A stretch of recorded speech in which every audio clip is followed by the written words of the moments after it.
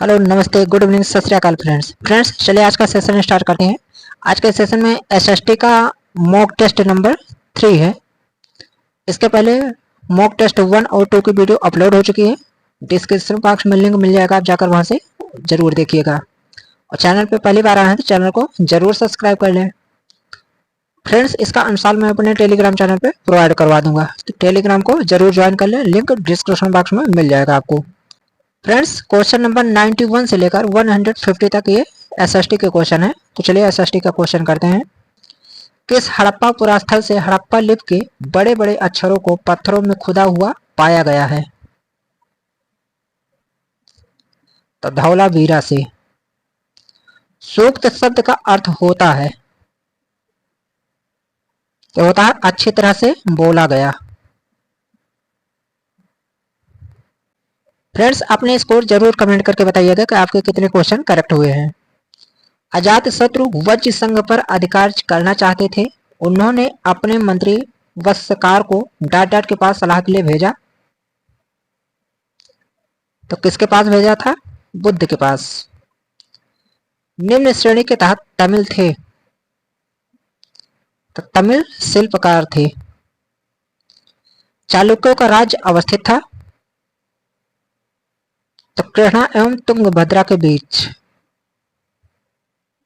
भूगोलवेत्ता अल इद्रीसी ने दुनिया का एक नक्शा बनाया जिसमें भारतीय उपमहाद्वीप को भी दिखाया गया है। यह नक्शा उसने कब बनाया? तो बनाया था 12वीं सदी में। सुल्तान महमूद गजनवी 997 से 1030 ने भारतीय उपमहाद्वीप का लेखा जोखा लिखने का काम किसे सौंपा? तो सौंपा था अलवर्णी को। बेगमपुरी मस्जिद का निर्माण किसने करवाया था? तो मोहम्मद बिन तुगलक ने करवाया था। औरंगजेब को अनेक विद्रोहों का सामना करना पड़ा। निम्नलिखित में से उन विद्रोहों की सूची बनाइए। तो सिख था, जाट था,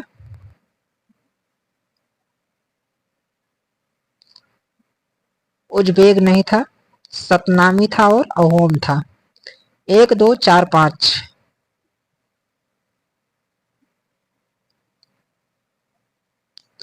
सर्वाधिक मनसबदार थे। तो किसके पास था? औरंगजेब के पास। भारत के सांस्कृतिक और राजनीतिक अभ्युदय की दृष्टि से एक परिवर्तन बिंदु कहा जा सकता है वर्ष? तो कौन सा वर्ष था? 1893। अंग्रेजों की बांटो और राजगुरु की नीति का सबसे बड़ा प्रमाण था। यह था बंगाल विभाजन का। फ्रेंड्स, कमेंट करके बताइएगा कि बंगाल का विभाजन कब किया गया था। असहयोग आंदोलन का प्रारंभ किसके प्रत्युत्तर में हुआ था? तो रावलट एक्ट, जलियांवाला बाग हत्याकांड, खिलाफत आंदोलन, ये सभी। सरदार भगत सिंह द्वारा वर्ष 1926 में नौजवान सभा की स्थापना की गई थी। उनके साथ उन सहयोगी कौन था? उनके साथ उनका सहयोगी कौन था? तो छबीलाल दास, यशपाल, ये दोनों थे। रेजिडेंसी का तात्पर्य था? तो भारतीय रियासतों में गवर्नर जनरल के प्रतिनिधि का सरकारी मकान। ये चक्रवात कोष समुद्र पर बनने वाले प्रचंड तूफान हैं जो विषुवत रेखा से 5 अंश से 20 अंश उत्तर और दक्षिण अक्षांश रेखाओं के बीच आते हैं। इनकी दिशा पश्चिम की ओर होती है। इनकी गति 100 किलोमीटर प्रति घंटा से अधिक होती है। यह कथन सत्य है? यह कथन जो है उष्णकटिबंधीय चक्रवात के विषय में जो है सत्य है। निम्नलिखित में से कौन सा सही है? सूर्य से पृथ्वी की मध्यम दूरी को खगोलीय इकाई कहते हैं। क्वेश्चन नंबर 108 से 109 तक ये गद्यांश के ऊपर क्वेश्चन है। तो चलिए गद्यांश को देखते हैं क्या है। गद्यांश है, भूपर्पटी के अचानक विस्थापन से पृथ्वी के आंतरिक भागों में संचित ऊर्जा मुक्त हो जाती है। यह तरंगों की श्रृंखला के रूप में चलती है। ये मुक्त ऊर्जा तरंगे उत्पन्न करती हैं जो उत्पत्ति केंद्र से विभिन्न दिशाओं में चलती हैं। ये तरंगे तालाब में पत्थर फेंकने से पैदा हुई एक जल की तरंगों जैसी ही होती हैं। उस केंद्र को जहां से भूकंपीय तरंगे पैदा होती हैं भूकंपीय उद्गम केंद्र कहते हैं। उद्गम केंद्र के ठीक ऊपर पृथ्वी की सतह पर का बिंदु अधिकेंद्र कहलाता है। अधिकतर भूकंपों का उद्गम केंद्र 60 किलोमीटर से कम गहराई पर ही होता है। अधिकेंद्र के निकट झटकों की तीव्रता सबसे अधिक होती है तथा अधिकेंद्र से दूरी बढ़ने पर घटती जाती है। चलिए क्वेश्चन देख लेते हैं। क्वेश्चन है, भूकंपों की तीव्रता सर्वाधिक कहाँ होती है? तो गद्यांश में बताया गया है अधिकेंद्र के पास में होती है।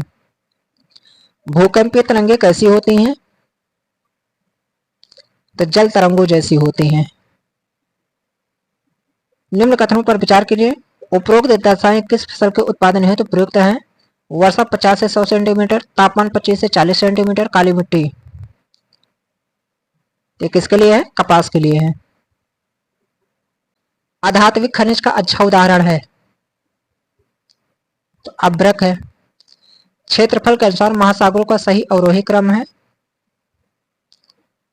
तो प्रशांत, अटलांटिक, हिंद, आर्कटिक। सूची को सुमिलित करना है तो सागौन मध्य भारत, देवदार हिमालय की तराई, सुंदरी सुंदरवन, सिनकोना हिमालय के उच्च पर्वतीय क्षेत्र। तो इसका होगा 2, 1, 3, 4।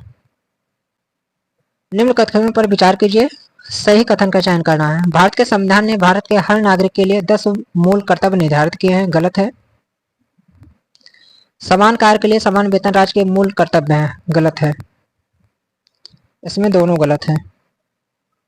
निम्नलिखित में से कौन सा भारत के राष्ट्रपति के निर्वाचक गण का हो तो भाग है परंतु उसके महाभियोग अधिकार का भाग नहीं है? 13 राज्यों की विधानसभाएं। निम्नलिखित में से किसे संसद के दोनों सदनों में बोलने, अन्य कार्रवाई में सम्मिलित होने तथा किसी भी संसदीय कमेटी का सदस्य होने का अधिकार है परंतु वोट देने का अधिकार नहीं है?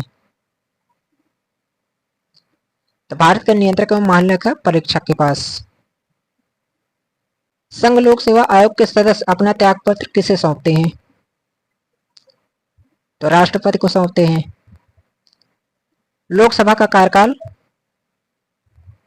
तो आपातकाल के दौरान एक बार में 1 वर्ष तक बढ़ाया जा सकता है। मोहनजोदड़ो के स्थल कहाँ है?